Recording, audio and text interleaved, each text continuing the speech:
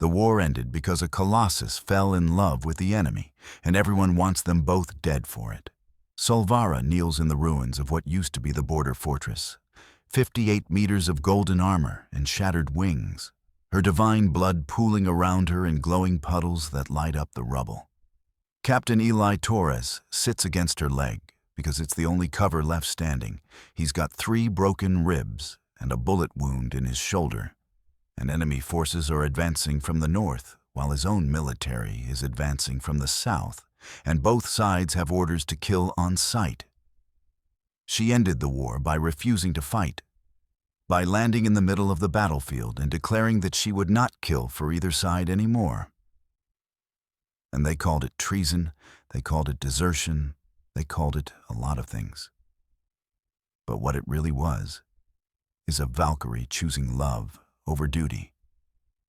And now they're both paying the price. They're coming, Torres says, and he can see both armies now. Maybe 20 minutes out, 1,000 soldiers total, all coming to kill them.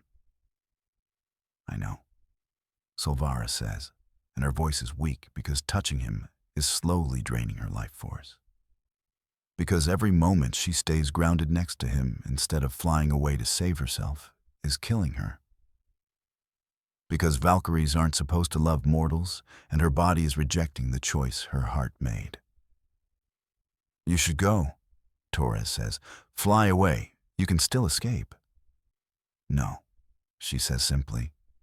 You're dying, he says, and he's looking up at her face, at those golden eyes that used to shine like stars and now barely glow, at the cracks spreading across her golden skin like she's a statue breaking apart. Then I die here, she says. With you, I'm not leaving you again. Again? Torres asks, because this is the first time they've fought together. The first time she's chosen him over her duty. Except her eyes say different. Her eyes say this is the second time she's made this choice. I left you once before, she whispers. 500 years ago. I chose duty and watched you die, and I've regretted it every day since. She touches his face with one massive finger, and even that gentle touch takes effort. I won't make that mistake twice. What does she mean, 500 years ago? How can a mortal live multiple lives? Why does touching him kill her? And can love survive when literally everyone wants you dead for it? The war had lasted for 17 years, and nobody remembered why it started anymore. They just remembered the killing and the dying and the hatred that built up between 2 species who used to trade and talk and sometimes even marry before someone fired the first shot. The coalition of free worlds on one side, the Ascendant Empire on the other, fighting over border territories and resource rights, and a dozen other things that seemed important enough to die for, but not important enough that anyone could actually explain them anymore.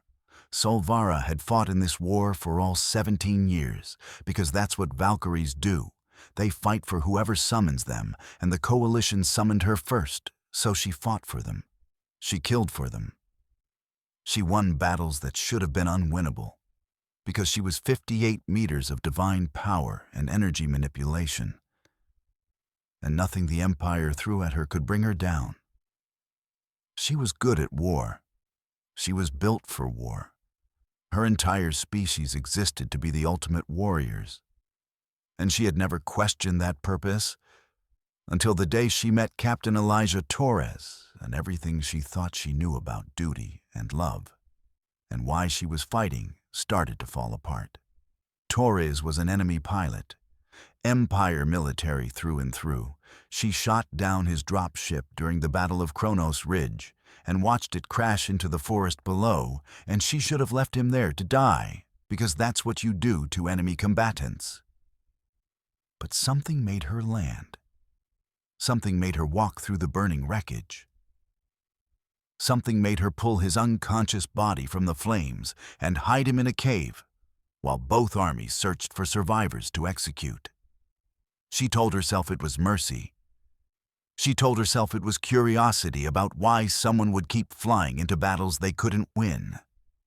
She told herself a lot of things that weren't the truth, which was that when she saw his face covered in blood and burns, she felt something she'd never felt before in 300 years of existence. She felt like saving him mattered more than winning the war. Torres woke up 3 days later in a cave that was barely tall enough for him to stand in, but must have been cramped as hell for whatever moved the boulder blocking the entrance. His entire body hurt. His flight suit was half burned off, and his helmet was gone, which meant he'd taken a head injury bad enough that he couldn't remember the crash or the ejection or how he got here. He tried to sit up and immediately regretted it when his ribs informed him that at least 3 of them were broken. He fell back against the cave wall and waited for the pain to stop being quite so intense before he tried moving again. That's when he noticed the light coming from deeper in the cave. Golden light that pulsed like a heartbeat, and against every survival instinct that told him to stay quiet and hidden. He called out, "Hello." His voice came out rough and damaged. He tasted blood when he swallowed. But the light shifted in response, and he heard movement that sounded like something massive trying to move carefully in a space too small for it. "Don't be afraid," a voice said. And it was female, and it resonated through the cave like music. "I'm not going to hurt you." Torres almost laughed, because not going to hurt him implied the ability to hurt him. And whatever was in this cave with him was probably capable of killing him without trying hard. But he didn't laugh, because laughing would hurt his ribs, and also because the owner of that voice stepped into view and took his breath away. She was golden, literally golden from head to toe. Her skin glowed like metal in sunlight, and her eyes were molten gold, and she was the most beautiful thing he'd ever seen. She was also approximately 58 meters tall, which meant she was a Valkyrie, which meant she was the enemy, which meant he was definitely going to die in this cave. "Your coalition," he said, because stating the obvious seemed safer than screaming. "I am," she said. "And your empire, and we're both supposed to kill each other on sight. But I'm not going to do that, and I'm hoping you won't either." Torres looked down at his burned flight suit and broken ribs and complete lack of weapons and said, "I don't think I'm in a position to kill anyone right now." She smiled, and it was the saddest smile he'd ever seen, like she was remembering something that hurt. "Good," she said, "then we can talk." They talked for 6 days while Torres healed, and Solvara brought him food she stole from coalition supply drops and water from a stream that ran through the cave system. She told him her name, and he told her his. She explained that Valkyries were energy beings who took physical form to fight. And he explained that Empire pilots were trained from age 12 to fly anything with engines. She asked him why he kept volunteering for suicide missions. And he asked her why she fought for people she didn't believe in anymore. And somewhere around day 3, they both stopped pretending these were normal war questions and started admitting they were trying to understand each other because understanding felt important. "I flew my first combat mission when I was 19, Torres said on day 4, while Solvara sat with her back against the cave wall, and he sat against her leg because it was the warmest spot in the cave. "Shot down 6 coalition fighters and felt like a hero until I saw the memorial wall with their names and ages and realized I'd killed a 17-year-old kid who probably had parents waiting for him to come home." He was quiet for a long time. "I kept flying because I thought if I flew enough missions eventually, I'd either win the war or die trying, and either way, I wouldn't have to think about that kid's name anymore." Solvara's hand moved, and one massive finger gently touched his shoulder. "Careful not to press too hard." careful not to hurt him. "I killed my first enemy when I was 50 years old," she said, "which is young for a Valkyrie. We live for thousands of years if we don't die in battle. And I remember thinking that killing was easy, that it didn't bother me at all because they were the enemy, and enemies exist to be destroyed." Her finger pulled back. "I've killed 7,426 beings in this war, and I remember every single face, every single name when I could learn it. And somewhere around number 3,000, I realized that killing was destroying me faster than any weapon could." Torres turned to look up at her, and their eyes met, his human brown and her divine gold, and he said, "So why do you keep fighting?" She looked at him for a long moment and said, "Because until 6 days ago I didn't have a reason to stop. On day 7, coalition forces found the cave, and Solvara had maybe 30 seconds to decide what she was going to do. She could kill Torres and maintain her cover as a loyal warrior. Or she could protect him and become a traitor to everything she'd fought for. She chose treason without hesitation. She grabbed Torres as gently as she could and flew straight up through the cave ceiling, burst through rock and soil with her shields active. And Torres clutched against her chest. Coalition soldiers were shouting below, and energy weapons fired up at her, but she absorbed every shot and redirected the energy into her flight speed. Torres was screaming something she couldn't hear over the wind, and she realized she was killing him just by holding him. Her body was draining his life force because humans and Valkyries weren't meant to touch. Their biology was incompatible in ways that made prolonged contact fatal. She had maybe 5 minutes before she killed him by proximity, so she flew faster than she'd ever flown before, pushed her energy manipulation to the limit, and landed in Empire territory 30 kilometers from the nearest coalition position. She set Torres down as quickly as she could and backed away, watched him collapse and gasp for air, and she could see the damage she'd done. His skin was pale like he'd lost blood. His hands were shaking. He looked like he'd aged 10 years in 5 minutes. "I'm sorry," she said. "I didn't know it would hurt you that much." Torres looked up at her from his knees and said, "You just committed treason for me." She nodded. "Yes." "Why?" he asked. She knelt down so they could see each other better and said, "Because 500 years ago, I watched someone I loved die because I chose duty over him. I watched him beg me to stay, and I flew away because I was a good soldier, and I've regretted it every day since." Torres stared at her. "What are you talking about?" She reached out with one finger and barely touched his face, just enough contact that she could feel his warmth. "You've been reincarnated," she said quietly. "Your soul is old, older than your body knows. And 500 years ago, you were a soldier named Thomas Crane.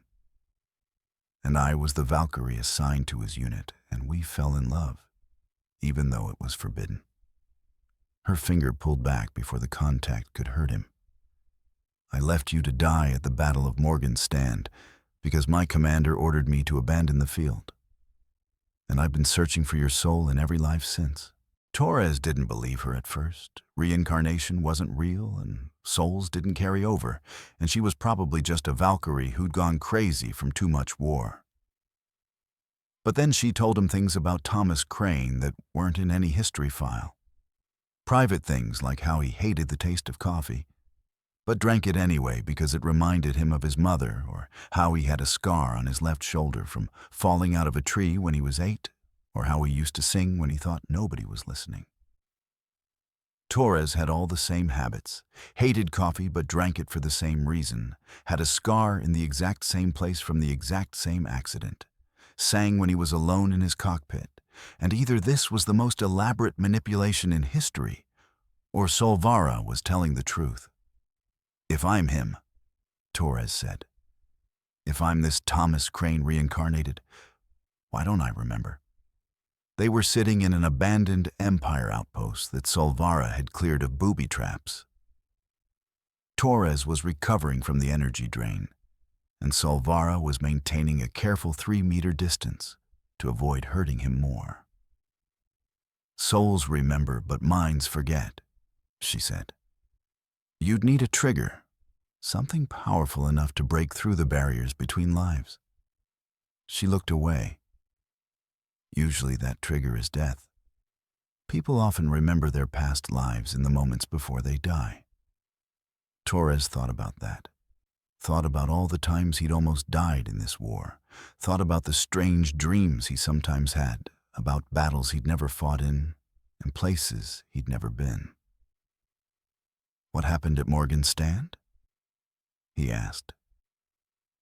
Solvara was quiet for so long he thought she wasn't going to answer. Then she said, "We were defending a civilian evacuation point. 500 soldiers holding off 5,000 attackers. The plan was to buy the civilians 3 hours to escape, and then we'd retreat." Her golden skin seemed to dim. Thomas knew we weren't going to make it. He knew the numbers were impossible, but he kept fighting anyway because that's who he was. She looked at Torres. 2 hours and my commander ordered all Valkyries to pull back, said the battle was lost and we were too valuable to waste on a doomed position. I argued with him. I begged him to let me stay. But he threatened to exile me if I disobeyed. Her hands clenched. So I left. I flew away and listened to the sounds of battle fade behind me. And Thomas died 3 minutes later when the defensive line broke. Tears started running down her face, glowing golden tears. I chose duty, and he died, and I've hated myself for it ever since. They stayed in the outpost for 3 weeks, while Torres healed and both militaries searched for them. Solvara was listed as MIA by the Coalition, and Torres was presumed dead by the Empire. And neither of them were in a hurry to correct those assumptions. During those 3 weeks, they learned how to be near each other without the contact killing Torres. Solvara discovered she could suppress her energy drain if she focused constantly on containing her power. And Torres discovered his radiation immunity that made him valuable as a pilot, also gave him slightly better resistance to her effects. They could be in the same room now, could sit within a meter of each other, could even touch for brief seconds, though anything longer than 5 seconds made Torres dizzy and weak. "This isn't sustainable," Torres said on day 18. They were sitting on opposite sides of a table eating rations Torres had scavenged from the outpost supply room. "Every minute you spend containing your power is exhausting you, and every time we touch it hurts me. We can't build a life on that." Solvara looked down at her hands, those massive golden hands that could destroy tanks, but couldn't safely hold the man she loved. "I know," she said quietly. "Valkyries aren't meant to love mortals. Our biology rejects it, tries to drain the life from anything human we get close to." She looked up at him. "But I've loved you for 500 years across 2 lifetimes. And I'm not giving up now just because it's difficult." Torres smiled despite everything. "Difficult is one word for it. Impossible might be more accurate." She smiled back. "I've done impossible things before." That's when they heard the explosions outside and realized both armies had found them at the same time. Coalition forces were approaching from the north because they wanted their Valkyrie back, and Empire forces were approaching from the south because they'd tracked their missing pilot's energy signature. And in about 5 minutes, this outpost was going to become a battlefield with them trapped in the middle. "We have to run," Torres said, and was already moving toward the weapons locker.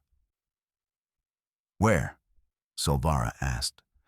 "They'll track me anywhere I fly, and they'll track you anywhere you go. There's nowhere in this system they won't find us." Torres stopped and turned back to her. "Then we don't run," he said. "We fight." She stared at him. "Fight who?" "Both armies at once. That's suicide." He smiled, and it wasn't a happy smile. "You said you've been searching for me for 500 years across 2 lifetimes. You said you chose duty last time and regretted it, so choose different this time." He walked toward her until he was standing right in front of her, close enough that the energy drain was making his vision blur, but he didn't step back. "Choose us." The Battle of Junction Outpost lasted 47 minutes and ended a 17-year war, though nobody knew it at the time. They just knew that a Valkyrie and an enemy pilot walked out of a building together with their hands raised and declared that they refused to fight for anyone anymore. Solvara stood in the center of what was about to become a crossfire with Torres beside her. Both armies were screaming orders to surrender. Weapons were trained on them from every direction. And she looked down at Torres and said, "Last chance to change your mind." He looked up at her and said, "I'm good." So Solvara did something no Valkyrie had ever done before. She created an energy shield that covered both of them and absorbed every shot both armies fired.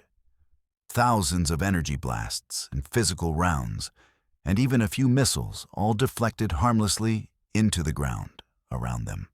She stood there absorbing firepower that should have killed her 10 times over and redirecting it into a shield that protected them both.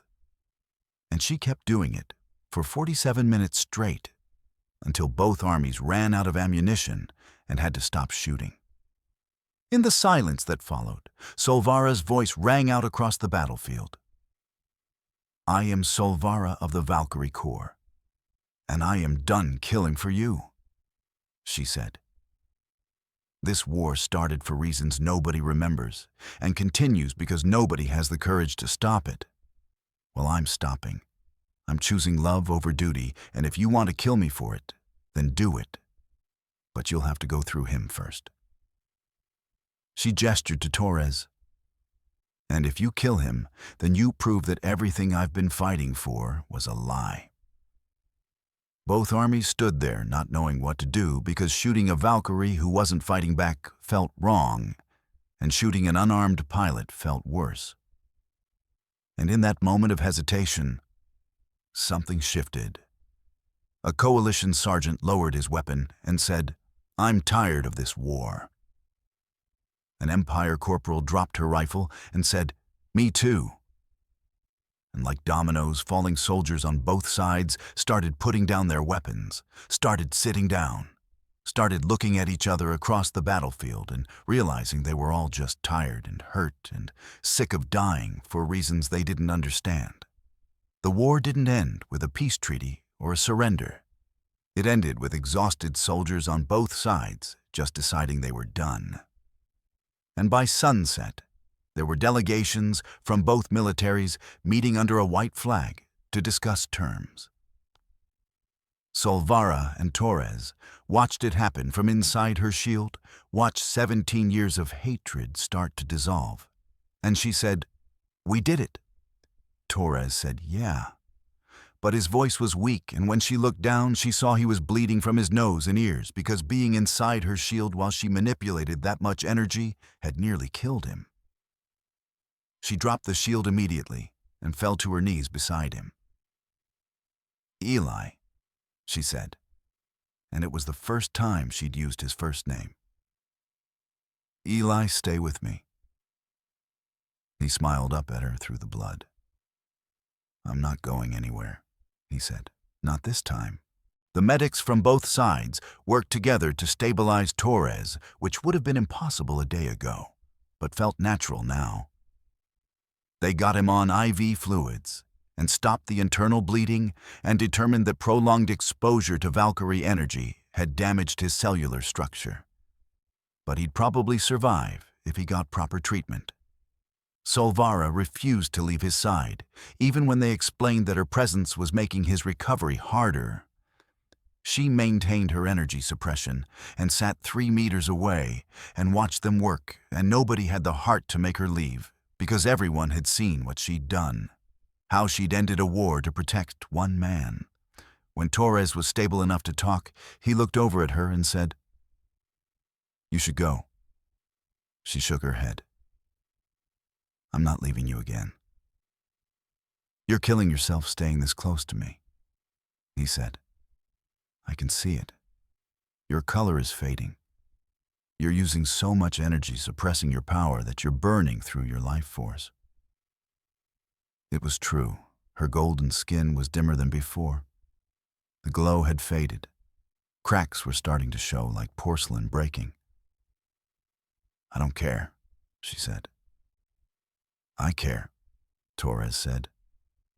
"I didn't survive 500 years and 2 lifetimes just to watch you die because you're too stubborn to take care of yourself." He tried to sit up and immediately regretted it, but he kept talking. "Go. Fly somewhere safe. Recover your strength. I'll be here when you get back." She didn't move. "You don't know that.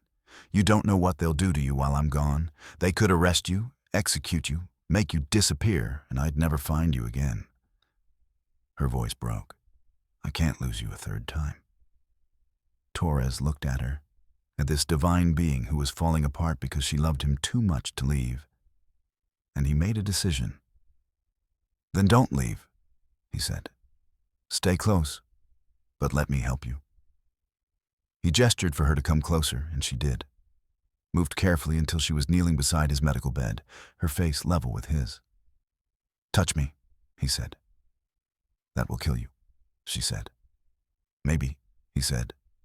"Or maybe if we're both trying, if we're both fighting to make this work, maybe we can find a balance." He reached up with his hand, and she lowered her finger, and they touched, really touched for the first time since the cave. And the energy drain hit him like a wall. But he didn't pull away. He pushed back against it with every ounce of will he had. Solvara gasped because she felt it. Felt him resisting the drain, felt the energy flow between them start to stabilize instead of just flowing one direction. It still hurt him, and it still weakened her. But it was possible. It was actually possible for them to touch without it being fatal. They held that contact for 30 seconds before Torres had to let go. He fell back against the bed gasping, and she pulled away trembling. But they were both smiling, because 30 seconds was 25 seconds longer than before. That night, when the medics finally left them alone, Torres was stable enough to sit up, and Solvara had recovered enough of her energy that her color was returning. She sat beside his bed in the medical tent they'd set up, her massive form filling half the space, and he looked up at her in the dim golden light she naturally emanated. "Come here," he said quietly. She moved closer, careful of the medical equipment, until her face was level with his, and they were close enough that he could see the fine cracks in her golden skin, the signs of how much this was costing her. "Closer," he whispered. She came closer until they were almost touching, until the heat of her energy made his skin prickle, and the drain made his head swim, but he didn't ask her to stop. Instead, he reached up with both hands and touched her face, pressed his palms against her golden skin, and felt the energy flow between them. Felt it trying to pull his life force away. But he held on and pushed back, and slowly, impossibly, it started to balance. Solvara's eyes went wide and tears started falling, those glowing golden tears. Because this was the first time in 300 years anyone had touched her with love instead of violence. "Eli," she whispered, and her voice shook the tent. He smiled and pulled himself up despite the pain in his ribs. Pulled himself closer to her until he could press his forehead against hers, skin to metal, human to divine, and the energy between them sparked and flared and started to stabilize into something new. They stayed like that for minutes that felt like hours, breathing together, existing together, proving that impossible things were possible if you wanted them badly enough. When they finally pulled apart, they were both shaking and exhausted, but also more alive than either had felt in years. "I love you," Torres said. "Across 2 lifetimes and 500 years, I love you." Solvara touched his face with one careful finger. "I love you too," she said, "and I'm never choosing duty over you again." The peace negotiations took 3 months, and during that time, Solvara and Torres became something between prisoners and guests of both militaries. They were kept under guard, but treated well because nobody wanted to be the side that mistreated the Valkyrie, who ended the war. During those 3 months, they learned more about how to manage their incompatible biology. They discovered that Torres could withstand longer contact if he built up to it gradually, and Solvara could reduce her drain if she actively channeled her energy into other things while touching him. It wasn't perfect, and every touch still carried risk, but they were managing. They were finding ways to be together, despite physics saying they shouldn't be. What they didn't know was that someone on the coalition side was very unhappy about the peace. General Marcus Vren had built his entire career on war, and peace meant he was obsolete. So he started planning to restart the conflict by making it look like the Empire had assassinated the Valkyrie, who brokered the peace. His plan was simple. He'd leak Torres and Solvara's location to an Empire extremist group who also wanted the war to continue. They'd attack. Solvara would die defending Torres, and the coalition would have an excuse to retaliate. What Vren didn't account for was that Torres was still enough of a soldier to notice when someone was conducting surveillance on their position, and what he definitely didn't account for was what would happen when you threatened something Solvara loved. The attack came at dawn on the 93rd day. 20 Empire extremists armed with weapons designed to kill Valkyries. They breached the compound where Torres and Solvara were staying and opened fire with everything they had. Torres was hit in the first volley. A bullet punched through his shoulder, and he went down hard. And Solvara felt him fall through their developing bond, and something in her snapped. She'd spent 3 months learning to suppress her power, learning to be gentle, learning to exist without destroying everything around her. But when she saw Torres bleeding on the ground, all that control evaporated, and she became what she was built to be. A weapon. The battle lasted 90 seconds, and when it was over, all 20 attackers were dead, and Solvara was kneeling in their blood, with Torres clutched against her chest, even though holding him that close was killing him. And she knew it, but couldn't let go. Torres woke up in a medical facility 3 days later and learned that Solvara hadn't left his side once in all that time. She'd sat beside his bed maintaining her energy suppression and refusing to move, even to recover her own strength. And when he opened his eyes, she was there looking down at him with those golden eyes that had cried so many tears over the last 3 days that the floor around her feet was stained with glowing marks.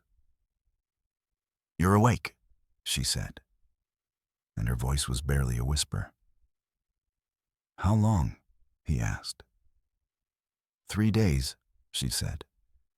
"You died twice on the operating table, and they brought you back both times, and I sat here and watched and couldn't do anything except exist 3 meters away, because getting closer would have killed you faster."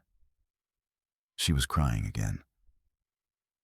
"I'm so tired of not being able to touch you. I'm so tired of my love being the thing that hurts you."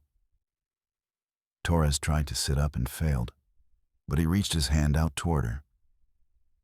"Then touch me anyway," he said. "I can't," she said. "You're too weak, the drain would." "I know what it would do," Torres interrupted. "And I'm saying do it anyway, because 3 days without touching you is worse than 3 minutes of pain." She stared at him. "You almost died." I did die, he said. Twice, apparently, and I came back both times because I'm not done yet. We're not done yet. He kept his hand extended. So, touch me. She reached down with one finger and barely made contact with his palm. And even that gentle touch made him gasp because his body was weak and the drain was immediate. But he wrapped his fingers around hers as much as he could and held on. They stayed like that for 10 seconds before he had to let go. 10 seconds of contact that left him dizzy and weak, but also more certain than ever that this was what he wanted. That she was what he wanted. That he would rather have minutes with her than years without her. Marry me, he said. She went completely still. What? Marry me, he said again. I know it's impossible and forbidden, and will probably kill us both eventually, but I don't care. I want whatever time we have to be as us, together, officially. He smiled.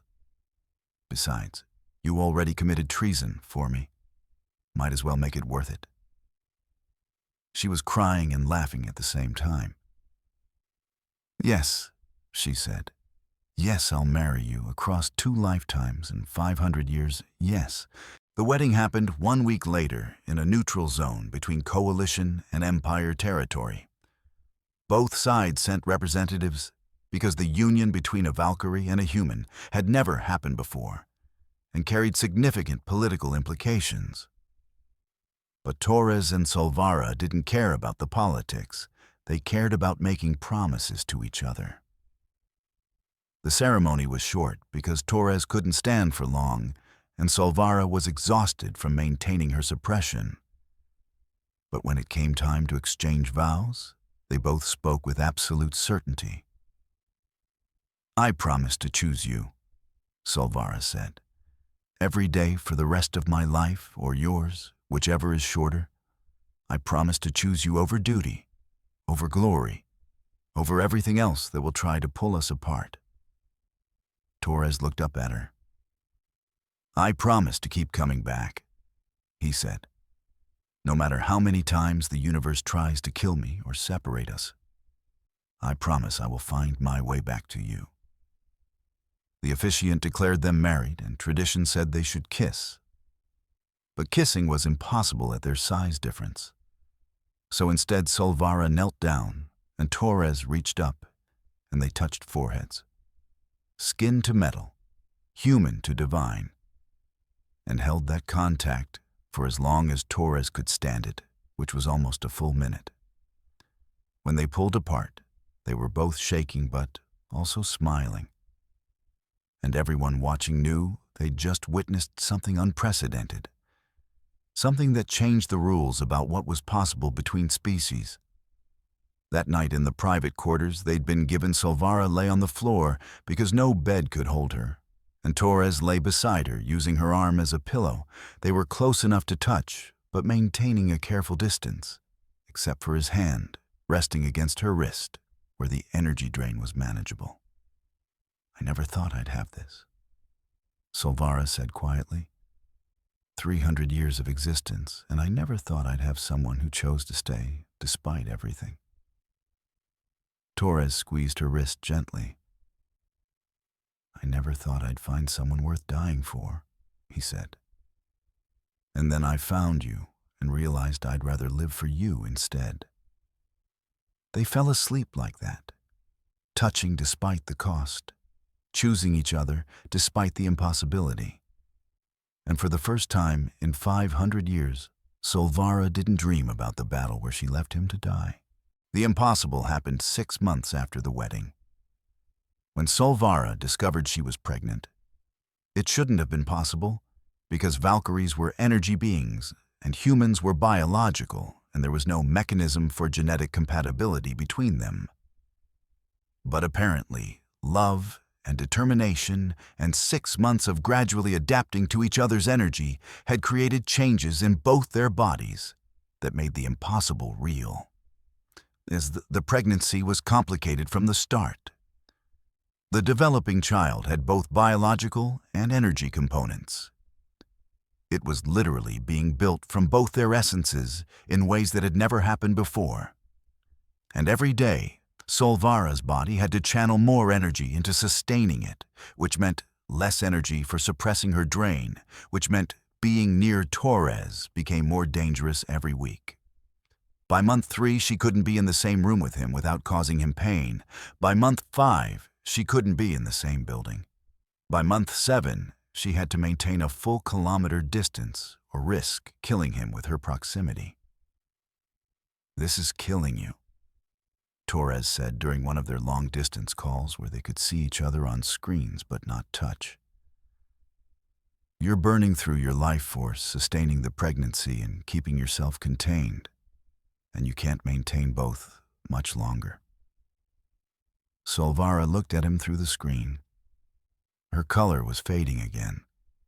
The cracks in her skin were spreading. She looked like she was made of breaking glass, held together by will alone. "I can hold on," she said. 2 more months and the child will be viable. 2 more months and you'll be dead," Torres interrupted. "I've watched you fade for 7 months, and I know what dying looks like, and you're dying." Tears started falling down her face. "I can't lose this child," she said. "It's a miracle. It's proof that we're possible. I can't give that up." Torres was quiet for a long moment. "What if you didn't have to?" he said. "What if there was a way to save both of you?" He'd been working on something, talking to scientists from both militaries. There was a theory that if they could transfer some of Torres's radiation immunity to Solvara, it might help her body manage the dual nature of the pregnancy without burning through her energy so fast. It was experimental and dangerous and might not work, but it was a chance. "They want to inject me with a serum derived from your DNA," Solvara said. "They explained it to me. They said it could stabilize me or it could kill me." "I know," Torres said. "And it's your choice. I won't ask you to risk your life." She smiled. "You risked yours for me every day for 7 months," she said. "It's my turn." The procedure worked, though it was close. For 36 hours, Solvara's body fought the human DNA, trying to integrate with her energy structure. And her life signs dropped so low twice they almost called time of death. But she held on, and slowly, impossibly, her body adapted. The human genetic markers didn't replace her Valkyrie nature. They merged with it, created something hybrid that let her maintain both her power and the pregnancy without burning through her life force. 9 weeks later, she gave birth to a daughter who was 3 meters tall at birth and glowed with soft, golden light, who had her mother's golden eyes and her father's human face, who was the first hybrid of 2 species that everyone said couldn't create children together. They named her Hope because that's what she represented. Hope that impossible things were possible. Hope that love could overcome biology and physics and ancient laws. Hope that the future could be different from the past. Torres held his daughter for the first time with Solvara kneeling beside them, close enough to touch now because the pregnancy had changed her in permanent ways. Her body had adapted to human contact through sustaining a half-human child. And now she could be near Torres for hours instead of minutes. "She's perfect," Torres said, looking down at the tiny giant in his arms. "She's impossible," Solvara said. "But so are we, and we're still here." They raised Hope in a world that was learning to be peaceful, taught her about both her heritages, and watched her grow into something new, something that carried the best of both species. Torres lived to be 72 years old, which was longer than expected given the energy exposure he'd survived. And Solvara stayed with him for every day of those years, grew old alongside him in ways Valkyries weren't supposed to be able to do.